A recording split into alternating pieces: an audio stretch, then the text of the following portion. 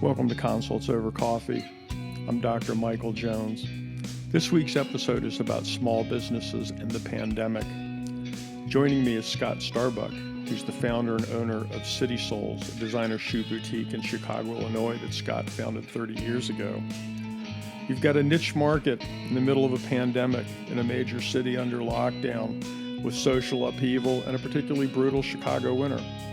What could go wrong? Scott's got an interesting story of navigating and surviving difficult times and a glimpse of what appears to be a little light at the end of the tunnel. I think you'll enjoy this episode.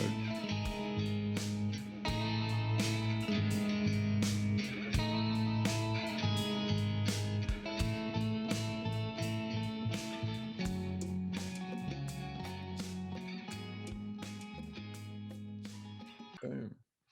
All right, well, welcome to another Consults Over Coffee. I'm Dr. Michael Jones, and I'm joined today by an old friend of mine from Chicago, Scott Starbuck, who is the founder and owner of City Souls, which is a boutique shoe store that, frankly, you would be amazed. People who haven't been there would be amazed at what you can find in that place, right?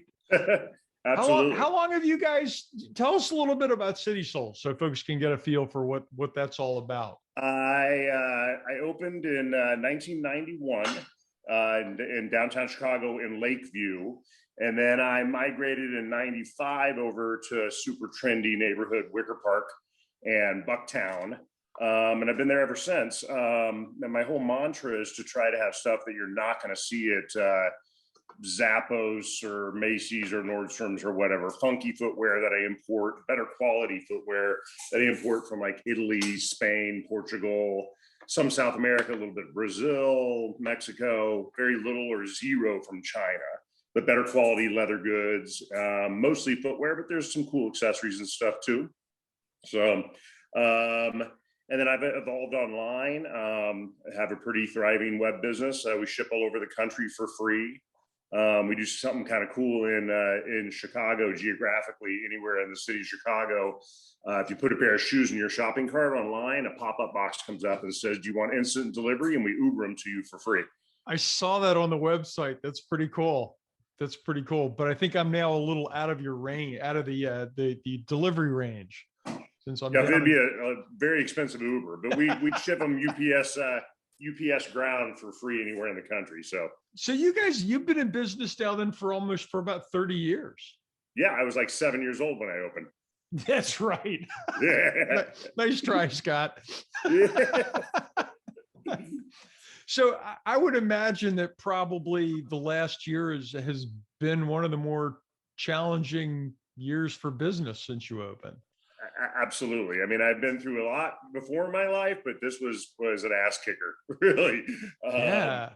We had a pretty crazy year, and it was touch and go whether we were going to make it or not, and had to get out the paddles a few times to keep me going. Well, and that's one of the things that was interesting to me is you know, I think for folks, if they ran a grocery store or some kind of commodity business that folks needed every day, it was maybe a little more intrinsically sustainable. Sure. But you're a pretty high-end boutique fashion store. Yeah, well, fashion went out the window. I mean, people were living at home in sweatpants and in a Zoom meeting. That you have a dress shirt on now, but you may have boxer shorts on for all I know. I would have sweatpants on right now. So which you should be grateful that I'm wearing that. They were living at home in sweatpants and slippers and learning how to work from their laptops. And there's already a generation of people out there that were working from coffee shops, you know, and now they don't even have to get dressed to go to work, you know. So even everybody's like, well, you got an online business, your things are going good, right? And I'm like, no, people aren't going anywhere. So you can't even go out for sushi. Can't wear cute shoes to go out and, you know, look good for the opposite sex or anything, you know. So you know, we were forced to shut down by government mandate and then state of Illinois mandate from March, April, May, June. We started to get open in June, and then that's when the social unrest in the world happened. Yeah.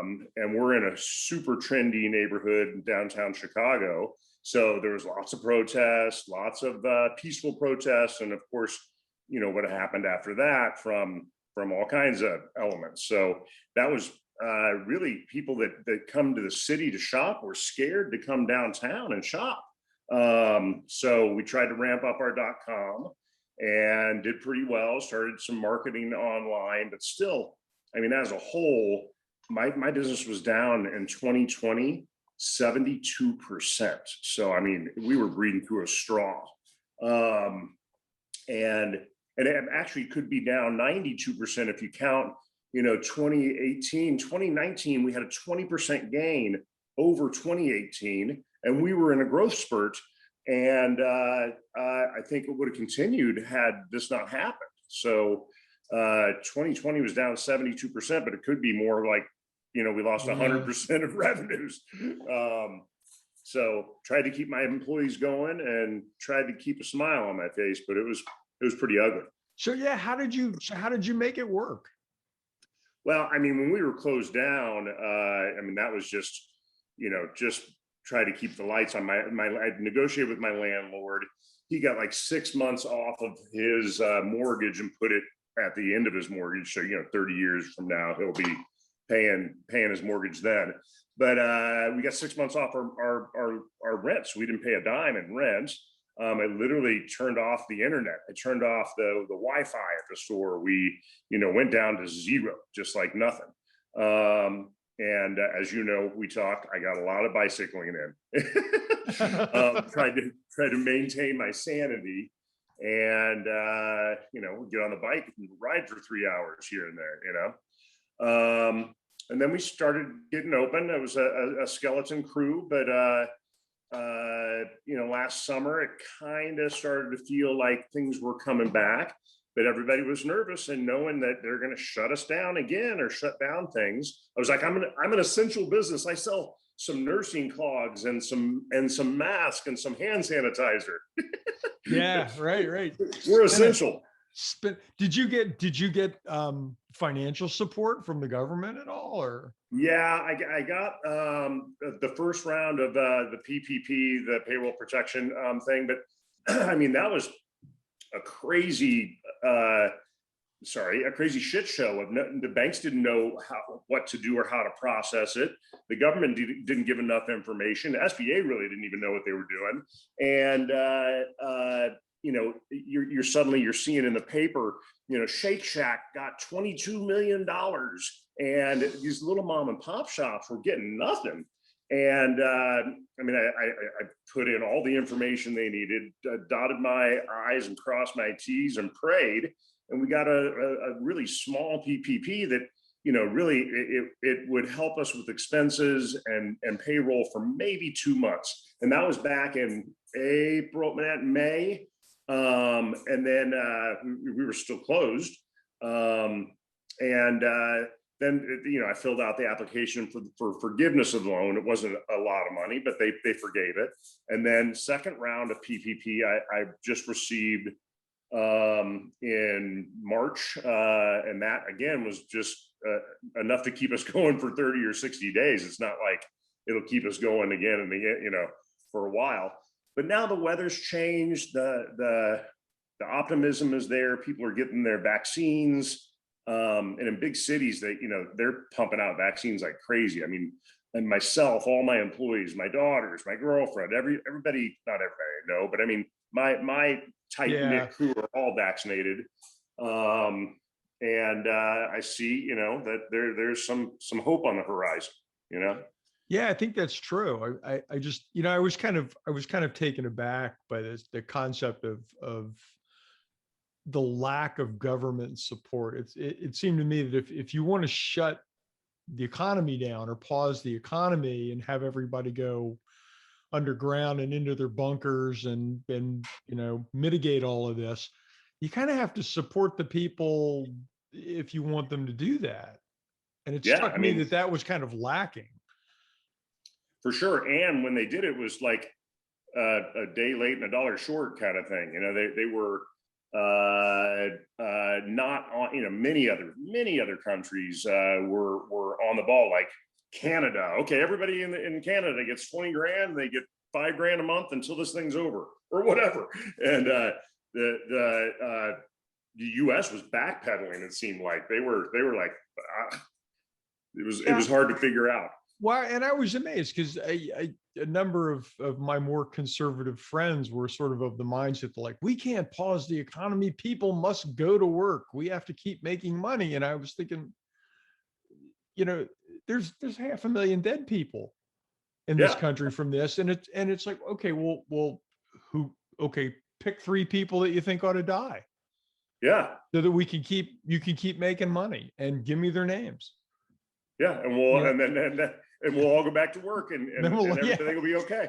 It was right. It was kind of the disconnect was kind of mind boggling to me because this is not a political issue. This is a public health issue. Sure. You know, well, and the rest of the world seemed to do much better. I mean, Brazil, not so much. But Canada certainly, and a lot of other European countries seem to do much better at kind of shutting things down and supporting their population and supporting small businesses to get folks through this. Sure. Well, I mean, we talked about my neighborhood in Wicker Park in Chicago is like Brooklyn or an area in San Francisco or, you know, a cool area in Austin, Texas or whatever. These areas were just completely decimated. Like the main strip on Milwaukee Avenue in Wicker Park, where my shop is, I'd say it's 1.5 miles long, you know, there's 63 empty storefronts, like gone, you know, and there's things you didn't think about, like boutique grocery stores were packed because nobody wanted to go to Costco and spend their time. But dry cleaners were going out of business because nobody was wearing dress clothes anymore, you know, just weird things you like didn't think about. Like, oh yeah, I didn't think about that, you know. I saw like 3 different dry cleaners in the neighborhood that are gone. There was a dry cleaner on every corner, you know. Right. And I don't know how coffee shop survives, and forget the restaurant industry was decimated, you know. And now today that, you know, it's starting to pick up a little bit. I don't know who in their right mind's going out to open a new restaurant or a new retail spot anywhere, you know. And I think, you know, like you said, a couple of conservative friends, and I, you know, I'm 2 steps away from conservative. I grew up in the suburbs of Kansas City, and my father would say something like, well, there's nothing going on, just wash your hands. And I'm like, no, in big cities, you see it. And I know you're in the medical field, and my girlfriend's a nurse. I mean, it was in the trenches, March, April, May, June, like really bad. And it's ugly. Yeah. It was ugly. I mean, I watched a 51-year-old guy who went in a matter of hours from I'm coughing and I'm short of breath to being in the intensive care unit or a ventilator and probably not going to make it. Yeah. And I thought, that guy's younger than I am. Yeah. You know, and it's like, I don't want and you know, that was the thing. I don't think people really understood exactly how bad this could be. I think it was geographic also. At first, it was geographic. Bigger cities were just, you know, New York and Chicago and stuff like that.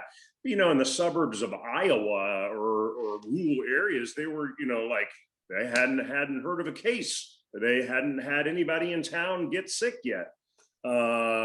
And then it started to dissipate started to go out to all reaches of the land. Yeah. People were ignoring. They were going for Thanksgiving. They were going for Christmas, and they were losing grandma and grandpa and things like that were happening suddenly. And they found out real quick that this was no joke, you know? No, exactly. So are you starting to see businesses coming back? I'm starting to see my business come back, but I mean, you know, like I said, we were down 72% for the entire year. And then the first quarter of 21 was about the same pace of horribleness. but into March, and middle of March, we had some nice weather. There was vaccines happening. People were very comfortable in their mask attire and going out, So I think we'll end up April down like 40%, and hopefully May down 30%, and hopefully, by early fall, we'll start to see real numbers again. But I mean, those numbers, my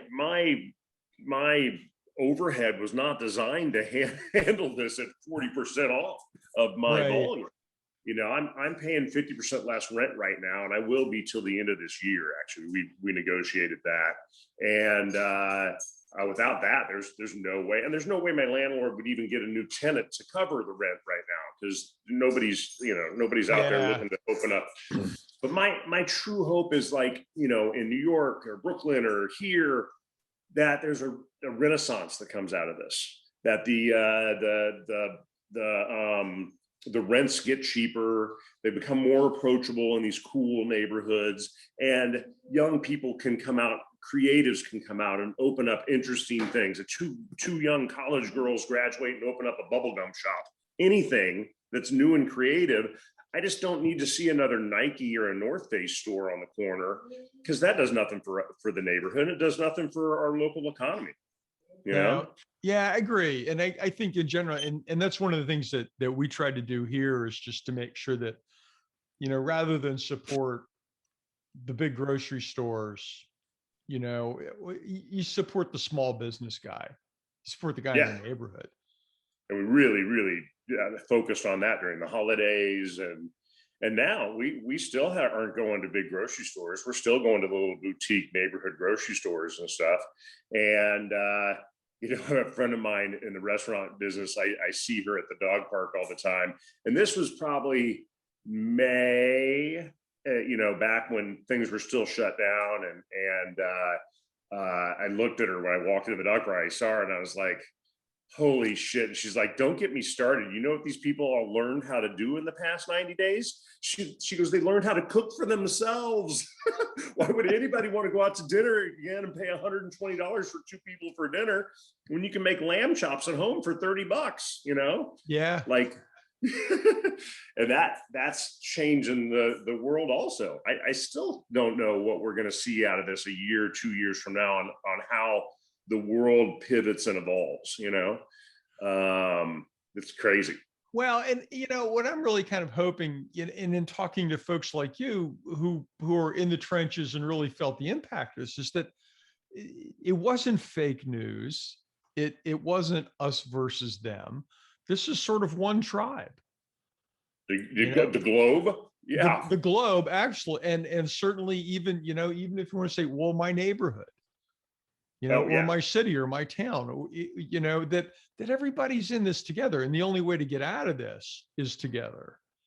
Yeah. It wasn't red against blue or blue against red either. Yeah. It wasn't political. It was not meant to be political, No. It's meant for humanity to learn something out of this. And it's just so horrifying how evil humans are to each other. And to see the ugliness of how this thing evolved. But on the other side, you saw these beautiful little scenarios of things happening and people helping people, and small, companies that were thriving in this, reaching out and helping their community too. People that were doing well and somehow in this messed up economy and the messed up world, that were helping others. And I think that was like truly an amazing, fit of humanity to do that, And I think that stuff's out there. It's just, it's so trendy and it's eye candy to show the divisiveness, to show, the violence, to scream fake news. It's low hanging fruit and it goes nowhere. But people watch the news for blood and mayhem more than they do flowers and bunnies. Yeah, but you know what? At the end of the day, I'd take the flowers and the bunnies. For sure. I like a little mayhem, but just on the side. just like anybody does, right? Exactly.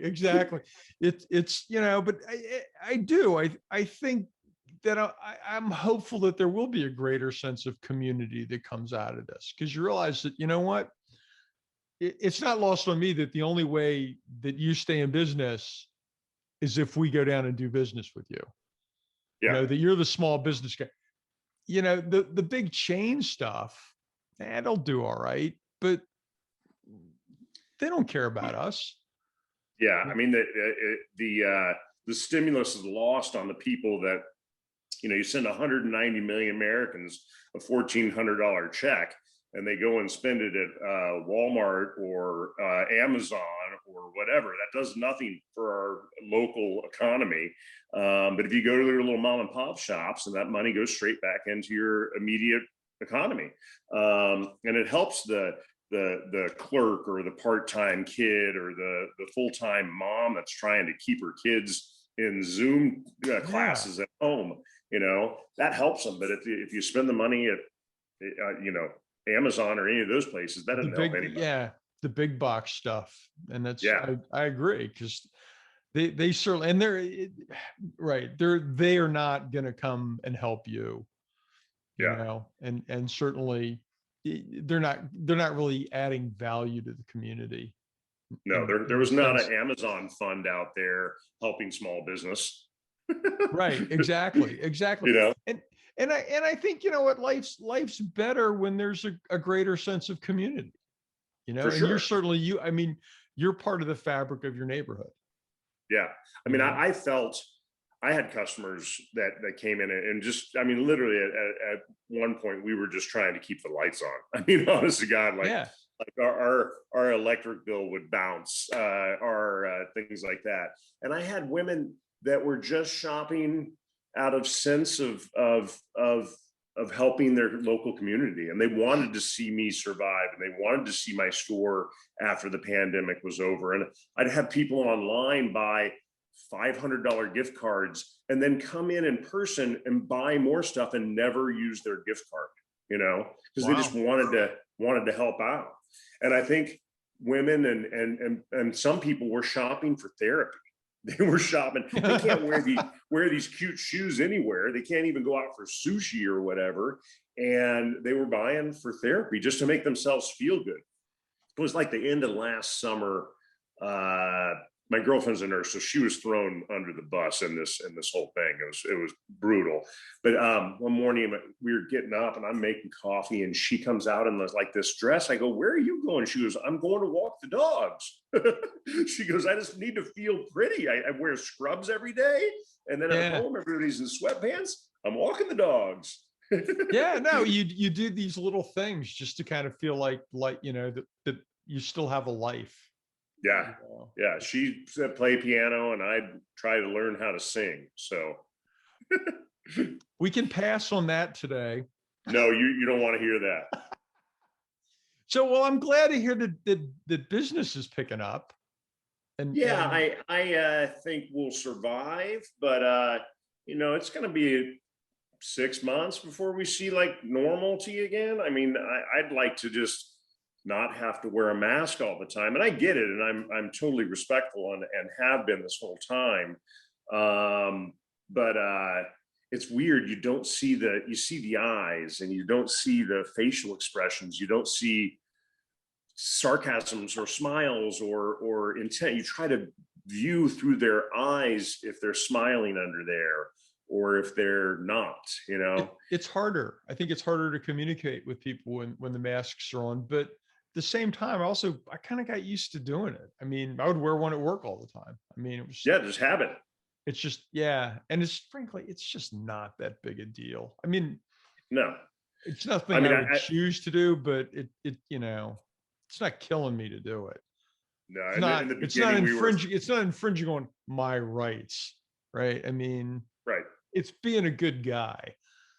Sure. And now I mean, everybody's doing it, but it is still a little more relaxed. I remember going, okay, we're going to go to the grocery store. All right. Get a mask, got your rubber gloves. Okay. We got our hand sanitizer. Okay.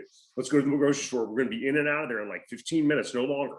and we'd be all efficient. We'd wipe down our fruit. And now we go to the grocery store, we wear a mask and we wash our hands afterwards. And that's about it. But it was like the paranoia, like you'd see a person by themselves in a car with a mask on and rubber gloves. Like what's going to happen? Yeah. Right. And I think we learned what worked, what we needed to do, what we didn't need to do. Yeah. I think that scenario in the car by yourself is kind of like going to bed alone with a condom on. Like nobody's going to get pregnant or a disease here. Oh man.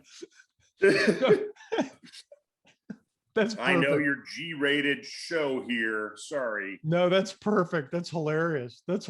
So look, if folks want to help stimulate the Scott Starbuck economy up there at City Souls, how can folks in Richmond, Virginia track you down? Well, our website is the best place. citysouls.com. It's CITYSOLES. And remember, if you're going to kick ass, you need kick-ass shoes. It's a great website. I was looking at you've got a great inventory, actually. Yeah, like I said, I try to have trendy stuff that you're not going to see anywhere else. And it's not, over the top, crazy expensive. We're moderate price point. We, hope that things that you get from us, you don't see on anybody else's feet. We ship all over the country for free.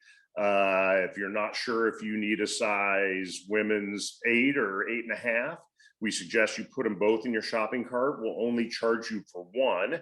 And then when they arrive, you try them both on, figure out which one fits the best. And there's a free return label in there to ship the other one back. Try to make it as painless as possible for you. And we ship all over the country for free. Except we can't Uber, your shoes instantly to Richmond, but Well, well, that's good. And hopefully we'll be up there at some point this summer. And maybe we can actually sit down in person. Yeah, and have dinner together. And have like a real, real world. I know. One of the pluses here is actually folks in Richmond, when we moved down here, Debbie was like, nobody sits outside to eat here because they don't. It wasn't a thing. It's become a thing now. Everybody's got places outside, because that's one of the beauties of living in Chicago. Everybody has an outdoor patio. Everybody sits outside. Yeah. And when you can. When you Richmond, you could probably do it 10 months a year, or 11 months a year. So, but here you really cherish those 4 or 5 months a year that it's nice. Yeah, absolutely. People come out of hibernation. We had over 4 feet of snow in February, so it was pretty brutal. I do not miss the Chicago winter. I got to tell you. No, and for us, we would normally travel then. That's when we go to Costa Rica for 10 days or a couple weeks in Belize or somewhere, and we couldn't. We're like, we're stuck here. Yeah. Well, as you said, there's a little more optimism, and I think there's a little progress in the right direction, and hopefully get your vaccine card. Got mine, man. Got mine. Check that. So, well, hey, thanks for doing this. Yeah. And this has been another Consults Over Coffee, and we'll be back next week.